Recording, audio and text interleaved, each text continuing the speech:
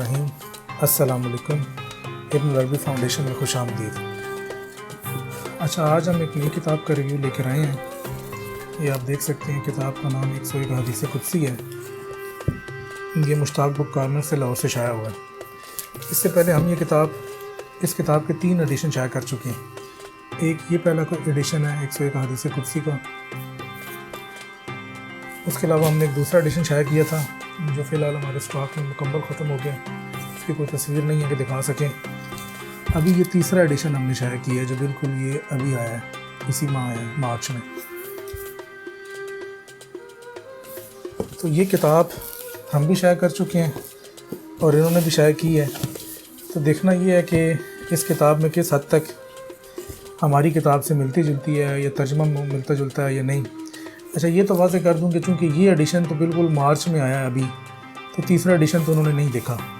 تو ان کے سامنے یا پہلا ایڈیشن ہے ہماری کتاب کا یا دوسرا ایڈیشن ہے۔ تو اب اس کتاب کو دیکھتے ہیں، اس پر اپنا تبصرہ کرتے ہیں کہ ہمیں یہ کتاب کیسی لگی۔ اچھا، یہ تالیف میں شیخ اکبر کا نام لکھا ہوا ہے، ترجمہ شیخ محمد قادری صاحب کا ہے، تصحیح پروفیسر مفتی محمد وسیم اکرم صاحب کی ہے، پروف ریڈنگ قاری عطا اللہ سواتی، اشاعت جنوری 2022 کی ہے۔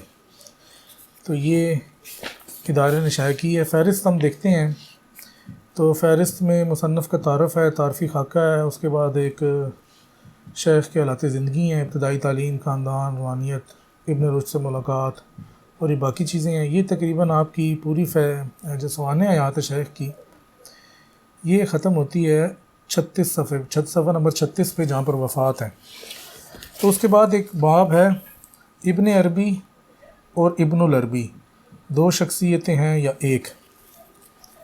تو یہ انہوں نے ایک ایسا باب باندھا جس میں انہوں نے یہ ثابت کیا ہے کہ جی ابن عربی اور ابن العربی 2 الگ شخصیتیں ہیں۔ یہ میں 36 نمبر صفحے سے پڑھ رہا ہوں۔ ایک ہی نام کی 2 شخصیتیں ہیں، اپنے علم و فضل، فکر و فن، نظر و نظریہ کے اعتبار سے کافی الگ ہیں۔ دونوں شخصیتوں میں سے ایک کی شہرت عالم اور مفکر کے نام سے ہوئی، جبکہ دوسری کی شہرت ولی، صوفی اور فلسفی کے نام سے ہوئی۔ دونوں کا وطن اور ایک ہی ہے، اندلس، اور دونوں جو ہیں اندلسی ہیں۔ اچھا، پہلے کا جو نام انہوں نے بیان کیا، ابن العربی کا نام ہے قاضی ابو بکر محمد بن عبداللہ ابن العربی الاندلسی۔ یہ بالکل ٹھیک ہے، کیونکہ ایک نام کی ایک سے زائد کا شخصیات کا ہونا کوئی ناممکن بات نہیں ہے۔ اچھا، دوسری شخصیت کا نام لکھا محی الدین محمد بن علی ابن عربی الاندلسی، حالانکہ یہ بھی ابن العربی ہیں، لیکن چونکہ یہ محقق حضرات صاحب کی اتنی وہ تحقیق نہیں ہے تو اس وجہ سے وہ نہ سمجھ سکے۔ نہ انہوں نے کبھی شیخ اکبر کی کوئی مخطوطات کو دیکھا کہ اس کے اوپر شیخ اپنا نام خود کیا لکھتے ہیں، اور نہ ہی ان کو پتہ چلا کہ فتوحات میں شیخ نے اپنا نام کیا لکھا ہے، اور جو سند، جو اجازت انہوں نے سعدالدین کونوی کو دی ہے اس پر کیا لکھا ہے، اور جو باقی اپنے احباب کو اجازتیں دی ہیں اس پر ان کا کیا نام لکھا ہوا ہے۔ تو یہ رٹی رٹائی سنی سنائی بات کے تحت انہوں نے یہاں پر یہ ابواب باندھ دیا اور شیخ اکبر کو ابن العربی کی بجائے ابن عربی کہنا پسند کیا۔ اچھا، باقی اس میں کچھ تفصیل ہے کہ جی وہ یہ ہے اور یہ ہیں۔ تو آخر میں جو انہوں نے ایک اور حوالہ بھی دیا، کہتے ہیں کہ جی الف لام کسی بھی لفظ کو معرفہ بنا دیتا ہے، چنانچہ ابن العربی معرفہ ہیں اور ابن عربی نکرہ۔ اچھا، یہ اب چونکہ یہ نام تو مخالفین نے رکھا تھا، جو شیخ اکبر کے معاندین تھے، جو ان سے بغض رکھتے تھے، وہ ابن العربی کی بجائے ابن عربی کہتے تھے۔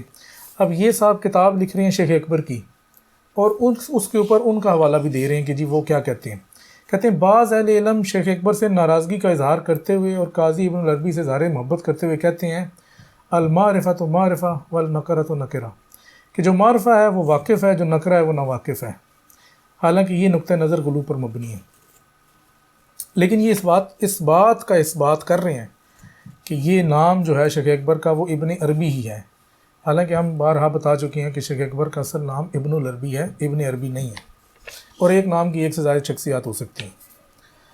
تو یہ تو ہو گیا کہ جی نام کے حوالے سے۔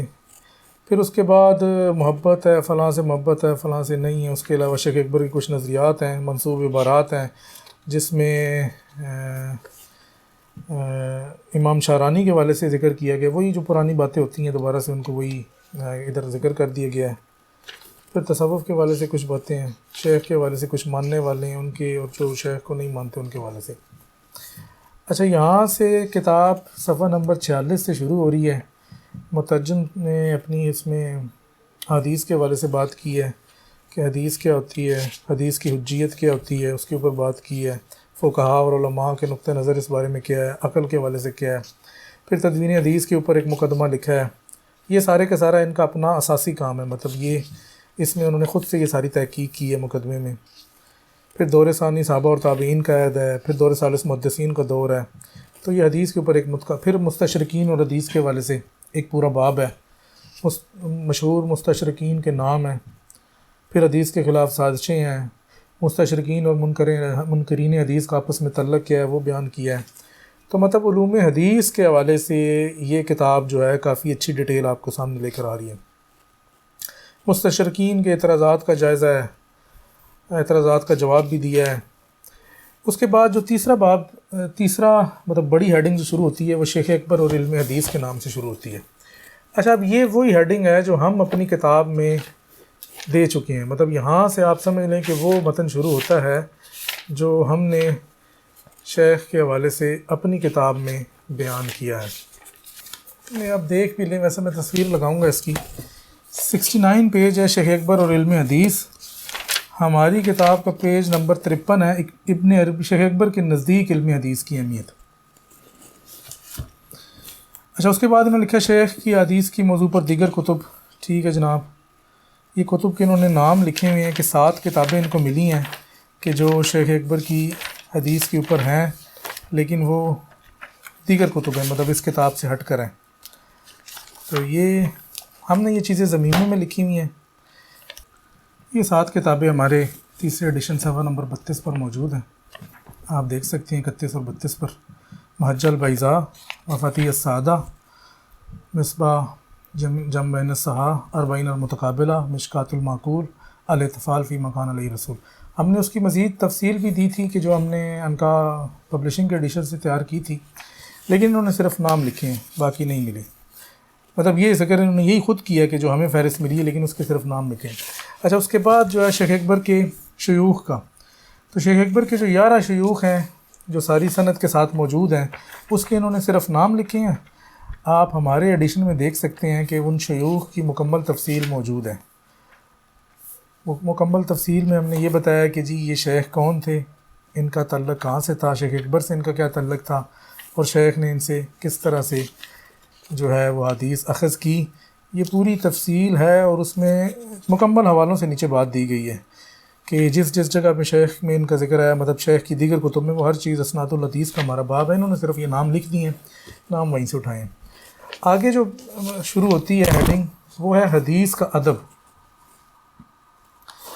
تو فرماتے ہیں شیخ اکبر حدیث کا بےحد احترام فرماتے ہیں۔ تو یہ بھائی نہیں وہی ہے جو ہم حدیث کا احترام کے نام سے صفحہ نمبر 53 پہ ہوتی ہے۔ تو انہوں نے تھوڑے سے الفاظ آگے پیچھے کر دیے ہیں، لیکن حیران کن بات ہے کہ کوئی حوالہ نہیں دیا۔ مطلب ہم جب فتوحات کا پہلا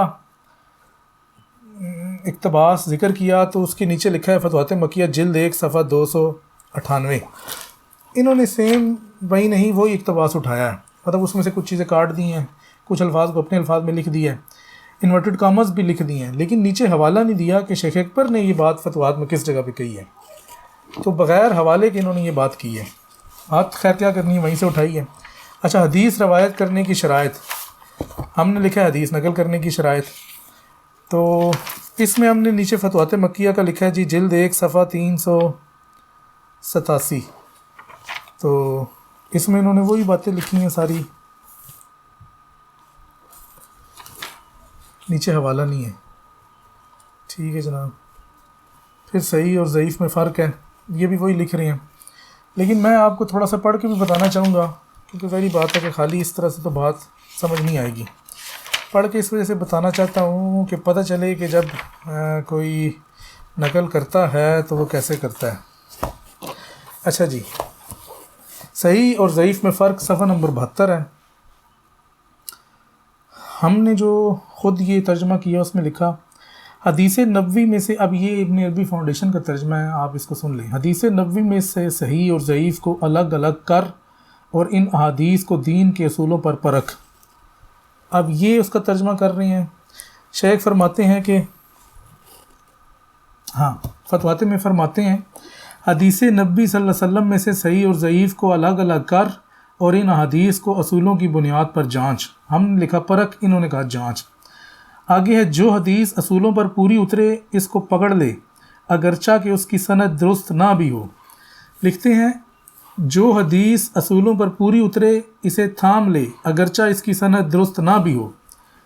تو مطلب یہ بالکل ditto A to Z copy ہے، صرف ایک جانچ کی جگہ پرکھ کی جگہ جانچ ہے اور لے کی جگہ تھام ہے. آگے ہم نے لکھا کیونکہ اصل اس کی حمایت کرے گی.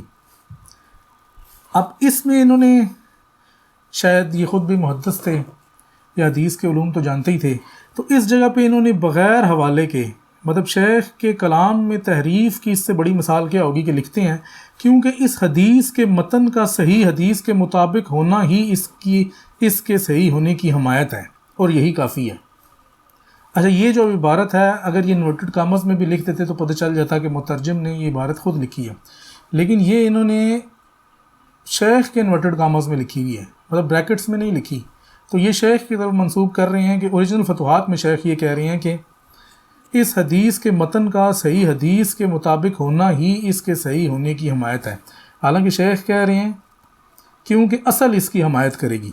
اب اصل مختلف ہو سکتی ہے، اصل کے لیے لازمی نہیں ہے کہ وہ سیم ورڈنگ میں ہو. اصل سے مراد یہ ہے کہ کسی حدیث کی اصل، اگر قرآن میں کوئی اصل موجود ہے اور وہ حدیث اس اصل سے حمایت یافتہ ہے تو شیخ فرما رہے ہیں کہ وہ حدیث ٹھیک ہے، لیکن اگر اس کی اصل درست نہیں ہے تو حدیث ٹھیک نہیں ہے. لیکن یہ ڈیفرنٹ بات ہے.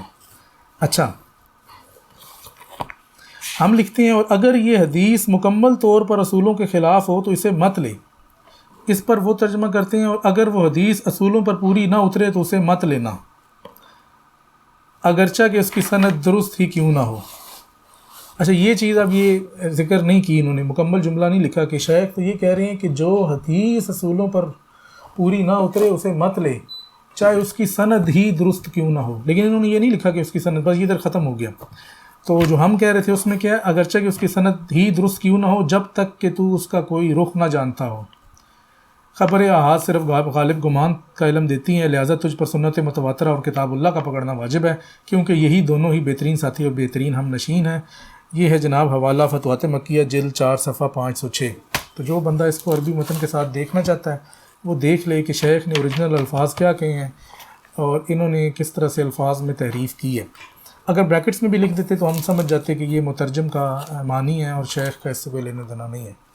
تو یہ تعریف جو اس جگہ پہ ہوئی ہے یا ترجمے میں جو انہوں نے چالاکیاں کی ہیں وہ آگے بھی نظر آتی ہیں. مطلب اب یہ شیخ کے نزدیک حجت 3 چیزیں ہیں.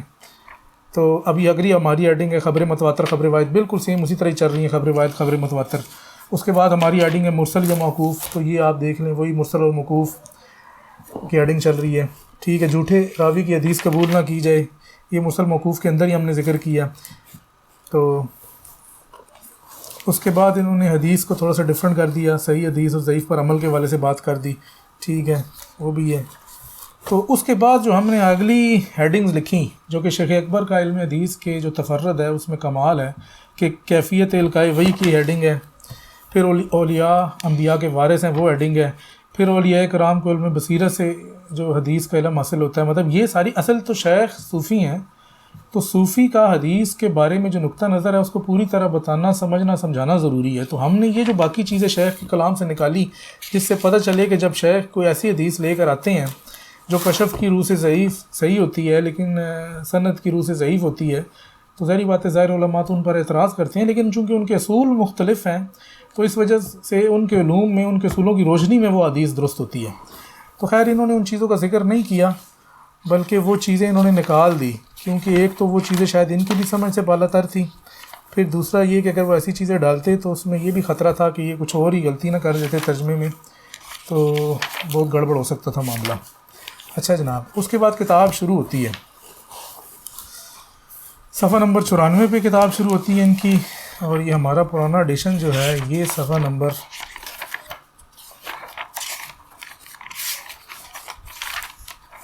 90 سے شروع ہوتی ہے کتاب.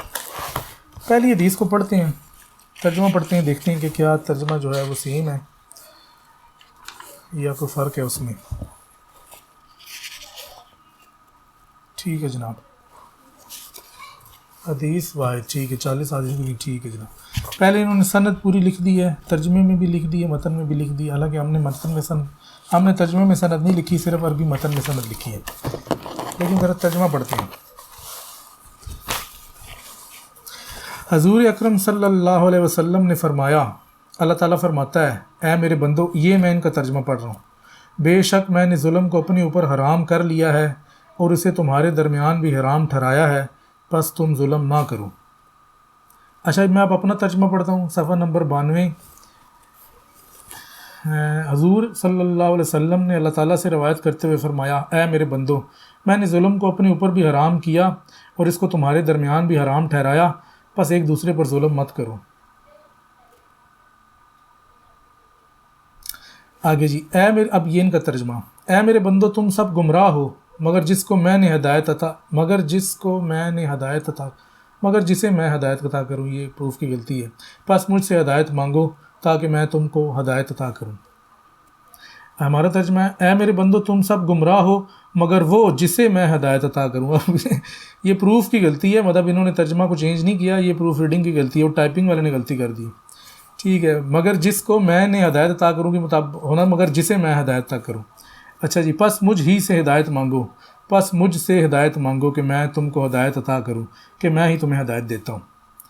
اچھا جی، اے میرے بندو، تم سب کے سب بھوکے ہو مگر جس کو میں کھلاؤں، پس مجھ سے رزق مانگو کہ میں تم کو رزق عطا کروں۔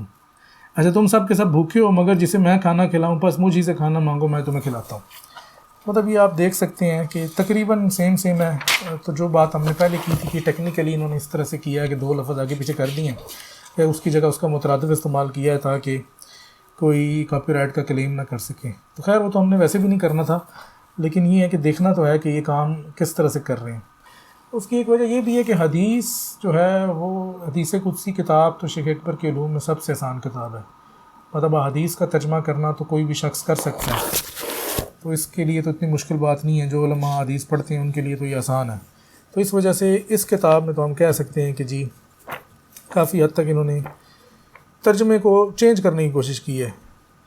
وہ چیزیں جو شیخ کے کلام میں سے ڈائریکٹ مطلب ہماری کتاب سے نقل کی، اس میں تو کوشش نہیں کر سکتے تھے، کیونکہ انہوں نے تو اصل عربی ملا کے چیک نہیں کی۔ اس فتوحات سے جو مقدمہ ہم نے نقل کیا وہ تو بالکل سیم ہے، لیکن جو اب حدیث ہے وہ تو ظاہری بات ہے آسان ہے، اس کو تو کر سکتے ہیں۔ اچھا، یہ کتاب 175 نمبر صفحے پہ ختم ہو جاتی ہے، مشکات الانوار۔ اس کے بعد علوم حدیث کی ایک اور کتاب ہے پوری، اور یہ کچھ ملا کے جناب 50-60 صفحات ہیں علوم حدیث کے اوپر، وہ بھی انہوں نے اس کتاب کا حصہ بنا دیے ہیں۔ حالانکہ اس کتاب کا شیخ اکبر کی مشکات الانوار سے کوئی تعلق نہیں ہے، جس میں اصول حدیث کے علوم، حدیث مرفوع، حدیث موقوف، مطلب مکمل اس کی تفصیل ہے کہ یہ جو بندے علوم حدیث کی کوئی کتاب پڑھتے ہیں تو وہ اس کو پورا دیکھ سکتے ہیں۔ مکتوب، حدیث قدسی کیا ہے، حدیث متواتر کیا ہے، خبر واحد کیا ہے، خبر واحد مقبول، یہ آپ پورا پڑھتے جائیں، 50-60 صفحات میں آپ کو پورے علوم حدیث بھی مل جائیں گے۔ ہم نے اپنے پہلے 2 ایڈیشنز میں وہ تھوڑے بہت ڈالے تھے، لیکن بعد میں ان کو تیسرے ایڈیشن میں نکال دیا۔ اس کی وجہ یہ تھی کہ شیخ کے علوم، شیخ کے اصول حدیث کے حوالے سے مختلف ہیں، پھر ہم نے شیخ کے اصول ڈالے تاکہ قارئین کے سامنے وہ چیزیں پیش کی جائیں کہ جو شیخ اکبر سے ریلیٹڈ ہیں، نہ کہ وہ جو کہ شیخ اکبر سے ریلیٹڈ نہ ہو۔ تو یہ 50-60 صفحے کی جو کہ انہوں نے ڈالے ہیں، یہ مکمل ایک کتاب بن سکتی تھی علوم حدیث کے اوپر، اس کو یہ علیحدہ سے بھی شائع کروا سکتے تھے، لیکن انہوں نے اسی میں ہی ڈالے ہیں۔ اچھا، اس کے بعد ابن عربی شیخ اکبر کی کتاب حدیث قدسیہ کو انہوں نے عربی متن دیا ہے پورے کا پورا، تو یہ دینے کی ضرورت نہیں تھی۔ اس کی وجہ یہ ہے کہ کتاب کے اندر ہی عربی موجود ہے، ہر حدیث کی عربی جب موجود ہے تو علیحدہ سے متن دینے کی کیا ضرورت ہے، حالانکہ وہی متن مطلب اس جگہ پر بھی وہی احادیث ہی ہیں، شیخ نے اور تو کوئی زیادہ تفصیل دی نہیں ہے متن میں کہ وہ جو لکھی جائے۔ ایک پہلا مقدمہ ہے جو کہ 1 صفحہ ہے، اور ایک آخر میں آدھا پیراگراف ہے، وہ بھی آپ پہلے ہی ڈال دیتے تو یہ 50 صفحے بھی آپ بچا سکتے تھے۔ تو اس میں آدھی کتاب جو ہے وہ ایکسٹرا ہے اور آدھی کتاب جو ہے وہ ہے، تو یہ اس طرح سے کتاب ہے۔ ایک جو سب سے زبردست بات مجھے نظر آئی اس کے اندر کہ جب یہ شیخ اکبر کے سوانح حیات ذکر کر رہے ہیں اس کتاب میں، تو اس میں انہوں نے ذکر کیا کہ جی شیخ اکبر کی تالیفات کے بارے میں بھی، کیونکہ ظاہری بات ہے کہ سوانح حیات میں شیخ اکبر کی تالیفات سے تو نہیں، شیخ اکبر کی تالیفات کا ذکر کرنا تو بہت ضروری ہے۔ تو وہاں پر جو انہوں نے چیز ذکر کی ہے وہ میں پڑھنا چاہتا ہوں تاکہ آپ لوگوں کو بھی تھوڑا سا ہنسنے کا موقع مل جائے کہ یہ کیا کہہ رہے ہیں۔ اچھا، یہ 32 نمبر صفحے پہ لکھتے ہیں، اسی کتاب سے پڑھ رہا ہوں، 32 نمبر صفحے پہ لکھتے ہیں تصانیف کی تعداد۔ شیخ اکبر کثیر التصانیف شخصیات میں سے ہیں، ان کی کل کتب اور رسائل کتنے ہیں، اس میں اہل تحقیق اور خاص طور پر ابن عربی پہ تحقیق کرنے والوں میں بہت اختلاف ہے۔ اچھا، پھر ذکر کیا کہ کسی نے کہا کہ 800 ہیں، پھر کسی نے کہا کہ جی 500 ہیں، پھر کسی نے کہا 400 ہیں، کسی نے کہا کہ جی کم ہیں۔ پھر شیخ اکبر نے جو خود لکھا اس میں 251 کا فگر ہے۔ خیر جو بھی ہے، تو اینڈ پہ کہتے ہیں جی 290 تقریباً ہیں ہی ہیں۔ اچھا، آپ کہتے ہیں کہ جی شیخ اکبر کی سوانح اور تصانیف پہ تحقیق کا کام کرنے والے لوگ کون ہیں؟ تو لکھتے ہیں صفحہ نمبر 33 ہے، شیخ اکبر کی تصانیف کی تحقیق پر جنہوں نے سب سے پہلے کام کیا وہ شیخ شعرانی ہیں۔ ٹھیک ہے جناب۔ اچھا، اس کے بعد کہتے ہیں جی بیشتر کتب غیر مطبوعہ مخطوطات کی شکل میں ہیں۔ ٹھیک ہے جناب، اور اس میں کتب کے انگریزی، فرانسیسی، اردو، اسپانوی، اطالوی، جرمنی جیسی زبانوں میں ترجم ہو چکی ہیں۔ ٹھیک ہے جی۔ اچھا، پھر 2 اداروں کا انہوں نے نام لیا، کہتے ہیں جی برطانیہ کے ایک اشاعتی ادارے انکا نے حال ہی میں ان کی بہت سی کتب کی اشاعت کی ہے۔ اچھا، یہ کس طرح ان کو پتہ چلا؟ کیونکہ یہ جو ہم نے کتاب چھاپی ہے، یہ والی پہلا ایڈیشن، اس کے اندر جو متن ہے وہ انکا پبلشنگ کا متن ہے۔ ہم نے خود تحقیق نہیں کیا تھا، اس میں ذکر کیا تھا کہ جی یہ متن ہم نے انکا سے لے کر چھاپا ہے، تو انکا پبلشنگ کا بھی ایک چھوٹا سا حوالہ ہے، تو اس وجہ سے ان کو بھی پتہ چلا اور سیم انہوں نے اٹھا کے لکھ دیا۔ کہتے ہیں جی برطانیہ کے ایک اشاعتی ادارے نے حال ہی میں ان کی بہت سی کتب کی اشاعت کی ہے۔ اچھا، یہ کہتے ہیں اسی طرح برطانیہ کی ابن عربی فاؤنڈیشن نے شیخ اکبر کی کتابوں کی تحقیق اور تحکیم کا کام کر کے ان کی اشاعت کی ہے۔ اب یہ ابن عربی فاؤنڈیشن جو کہ تمام حضرات کو پتہ ہے کہ پاکستان راولپنڈی میں قائم ہے، اور جس کے کتاب کے متن کو لے کر یہ ترجمہ کر رہے ہیں، مطلب متن ہمارا اور ترجمہ بھی ہمارا ہی یوز کر رہے ہیں، مقدمہ بھی ہمارا ہی اسی کو ہی تھوڑے سے چربا کر کے الفاظ آگے پیچھے کر کے لکھ رہے ہیں، تو اس کے اوپر لکھا ہوا ہے کہ یہ راولپنڈی سے شائع ہوئی ہے، لیکن یہ لکھ رہے ہیں کہ جی برطانیہ کے ہی ایک ادارے، تو ہمارے ادارے کو انہوں نے برطانیہ کا ادارہ بنا دیا ہے۔ اللہ ہی کرے کہ یہ کس طرح سے کر رہے ہیں۔ تو یہ مجھے ایک تھوڑی سی عجیب بات نظر آئی۔ میں نے کہا چلو ذکر تو کیا، لیکن جب آپ نے اتنا کچھ نقل کر لیا ہے تو اس کا حوالہ بھی دے دیتے کہ جی ہم نے یہ مقدمہ جو ہے ابن عربی فاؤنڈیشن کی اس کتاب سے نقل کیا ہے، تاکہ ہمیں بھی تھوڑا سا اس کا پتہ چل جاتا اور آپ بھی اس طرح سے آپ کی وہ جگ ہسائی نہ ہوتی۔ تو خیر جو بھی ہے، تو ہمارے یہاں یہ ایک تاثر ہے اور یہ بالکل ایک نقطہ نظر ہے کہ جو جس کے کام سے آپ چوری کر رہے ہیں، ایک تو چوری کرتے ہیں، پھر اس کا نام بھی نہیں لیتے، اور پھر اس کا نام اگر غلطی سے لے بھی لیا ہے تو وہ بھی غلط لیتے ہیں۔ تو ہونا تو یہ چاہیے تھا کہ اگر آپ نے ہمارے کتاب سے چلو مقدمہ، مطلب ہم کہتے ہیں کہ جی آپ نے متن خود ہی ترجمہ کیا، مقدمہ تو لے لیا نا، مقدمے کو ہی آپ ہمارا ذکر کر دیتے کہ جی یہ مقدمہ ہم نے ابن عربی فاؤنڈیشن کی کتاب سے لیا ہے اور اس کے تمام حوالہ جات ادھر موجود ہیں، آپ نے تو کوئی حوالہ نہیں دیا کہ، اور پھر جو مقدمے میں آپ نے آگے پیچھے سے الفاظ چینج کیے ہیں تو وہ بھی گڑبڑ کر دی ہے، تو اب وہ متن ہی کچھ نہ کچھ سے کچھ بن گیا۔ شیخ اکبر کچھ کہنا چاہ رہے ہیں، آپ نے مقدمے میں جب الفاظ ظاہری بات مجبوری تھی چینج کرنے تھے تو وہ اپنی فہم کے مطابق کیے تو وہ کچھ سے کچھ بنا دیا، تو اب اس کا کیا حل نکالا جائے؟ تو یہ 101 احادیث قدسی پر ہمارا ریویو ہے۔ تو باقی جو ہے نیکسٹ ویڈیو میں انشاءاللہ کسی اور کتاب کے ساتھ حاضر ہوں گے۔ فی الحال کے لیے اجازت دیجیے۔ السلام علیکم ورحمۃ اللہ وبرکاتہ۔